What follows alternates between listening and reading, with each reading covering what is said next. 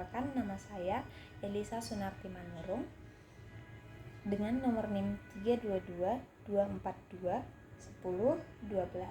Di sini saya dari Pendidikan Sejarah D. Reguler 2022, Fakultas Ilmu Sosial, Universitas Negeri Medan. Di video kali ini saya akan membuat suatu review atau penilaian terhadap suatu buku yang berjudul Strategi Belajar Mengajar. Dan video ini saya buat untuk memenuhi tugas mata kuliah Strategi dan Inovasi Pembelajaran Sejarah dengan dosen pengampu yang terhormat Bapak Ricu Sidik, SPD, MPD. Sekian opening dari saya, selamat menyaksikan. Pengertian strategi belajar.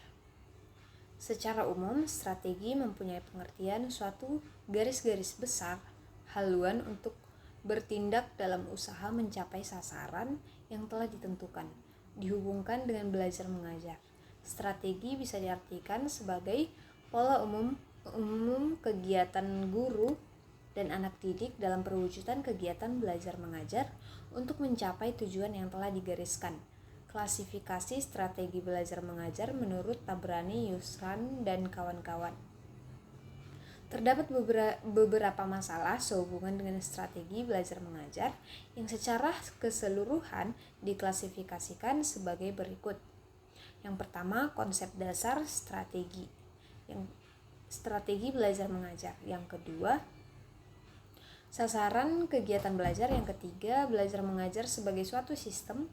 Yang keempat, hakikat proses belajar. Yang kelima, entering behavior siswa. Yang keenam, pola-pola belajar siswa. Yang ketujuh, memilih sistem belajar mengajar. Dan yang kedelapan, perorganisasian kelompok belajar. Yang kesembilan, pengelolaan implementasi proses belajar mengajar. Implementasi belajar mengajar. Proses belajar mengajar adalah suatu aspek dari lingkungan sekolah yang diorganisasikan. Lingkungan ini diatur serta diawasi agar kegiatan belajar terarah sesuai dengan tujuan pendidikan. Pengawasan itu turut menentukan lingkungan untuk membantu kegiatan belajar. Lingkungan belajar yang baik adalah lingkungan yang menantang dan merangsang para siswa untuk belajar, memberikan rasa aman dan kepuasan, serta mencapai tujuan yang diharapkan. Salah satu faktor yang mendukung kondisi belajar dalam suatu kelas adalah job description. Proses belajar mengajar yang berisi serangkaian pengertian peristiwa belajar yang dilakukan oleh kelompok-kelompok siswa. Yang selanjutnya adalah berbagai pendekatan dalam belajar mengajar. Dalam kegiatan belajar mengajar yang berlangsung telah terjadi interaksi yang bertujuan. Guru dan anak didiklah yang menggerakkannya. Interaksi yang bertujuan itu disebabkan gurulah yang memaknainya dengan menciptakan lingkungan yang bernilai edukatif demi kepentingan anak didik dalam belajar. Guru ingin memberikan layanan yang terbaik bagi anak didik dengan menyediakan lingkungan yang menyenangkan dan menggairahkan. Guru berusaha menjadi pembimbing yang baik dengan peranan yang arif dan bijaksana, sehingga terciptalah hubungan dua arah yang harmonis antara guru dan anak didik.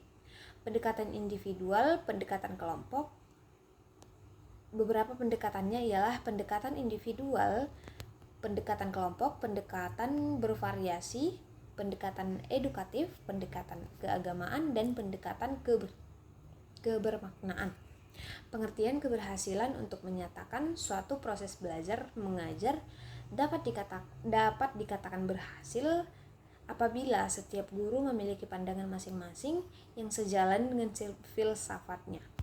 Namun, untuk menyamakan persepsi, sebaiknya kita dapat berpedoman pada kurikulum yang berlaku saat ini yang telah disempurnakan, yaitu antara lain bahwa suatu proses belajar mengajar tentang suatu bahan pengajarannya dinyatakan berhasil apabila tujuan instruksional atau TIK-nya dapat tercapai dengan baik. Indikator keberhasilan yang menjadi petunjuk bahwa suatu proses belajar mengajar dianggap berhasil adalah hal sebagai berikut. Yang pertama, daya serap terhadap bahan pengajaran yang diajarkan mencapai prestasi tinggi, atau baik secara individual maupun kelompok. Yang kedua, perilaku yang digariskan dalam tujuan pengajaran atau instruksional khusus atau TIK yang telah dicapai oleh siswa baik secara individual maupun kelompok. Namun demikian, indikator yang banyak dipakai sebagai tolak ukur keberhasilan adalah daya serap. Penilaian keberhasilan untuk mengukur dan mengevaluasi tingkat keberhasilan belajar tersebut dapat dilakukan melalui tes prestasi belajar. Berdasarkan tujuan dan ruang lingkupnya, tes prestasi belajar dapat digolongkan ke dalam jenis penilaian sebagai berikut. Yang pertama, tes formatif, yaitu penilaian ini yang digunakan untuk mengukur satu atau beberapa pokok bahasan tertentu yang bertujuan untuk memperoleh gambaran tentang daya serap siswa terhadap pokok bahasan tersebut. Nah, hasil tes ini dimanfaatkan untuk memperbaiki proses belajar mengajar bahan tertentu dalam waktu tertentu. Yang kedua ada subsumatif. Yaitu tes ini meliputi sejumlah bahan pengajaran tertentu yang telah diajarkan dalam waktu tertentu. Tujuannya adalah untuk memperoleh gambaran daya serap siswa untuk meningkatkan tingkat prestasi belajar siswa. Hasil tes subsumatif ini dimanfaatkan untuk memperbaiki proses belajar mengajar dan diperhitungkan dalam menentukan nilai rapot. Yang ketiga, tes sumatif. Tes ini diadakan untuk mengukur daya serap siswa terhadap bahan pokok bahasan yang akan diajarkan yang telah diajarkan selama 1 semester, 1 atau 2 tahun pelajaran. Tingkat keberhasilan setiap proses belajar mengajar selalu menghasilkan hasil belajar yang baik. Masalah yang dihadapi adalah sampai di tingkat mana prestasi atau hasil belajar yang telah dicapai. Sehubungan dengan inilah keberhasilan proses belajar itu dibagi atas beberapa tingkatan atau taraf. Nah, tingkatan keberhasilan tersebut adalah sebagai berikut. Yang pertama itu istimewa atau maksimal, yaitu apabila keseluruhan bahan pelajaran yang diajarkan dapat dikuasai oleh siswa tersebut. Yang kedua, baik sekali atau optimal, yaitu apabila sebagian besar atau 76 sampai dengan 99% bahan pelajaran yang diajarkan dapat dikuasai oleh siswa tersebut.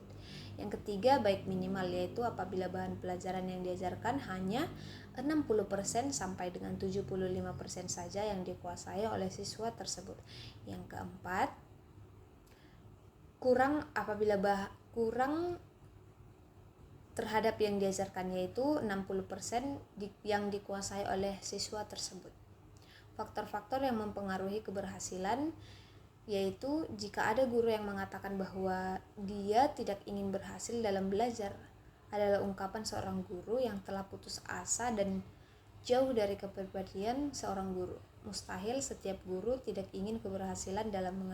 menginginkan keberhasilan dalam mengajar. Apalagi guru itu hadir ke dalam dunia pendidikan berdasarkan tuntutan hati nurani. Panggilan jiwanya pasti merintih atas kegagalan mendidik dan membina anak didiknya. Betapa tingginya nilai suatu keberhasilan sampai seorang guru berusaha sekuat tenaga dan pikiran untuk mempersiapkan program pengajarannya dengan baik dan secara sistematis. Selanjutnya yaitu penggunaan media sumber belajar dalam proses belajar mengajar. Pengertian media. Sebelumnya, uraian ini telah disampaikan pada penggunaan media guru dalam proses belajar mengajar. Ada baiknya dipahami apa yang dimaksud media itu sebenarnya. Kata media berasal dari bahasa Latin yang merupakan bentuk jamak dari kata medium yang secara harfiah berarti perantara atau pengantar.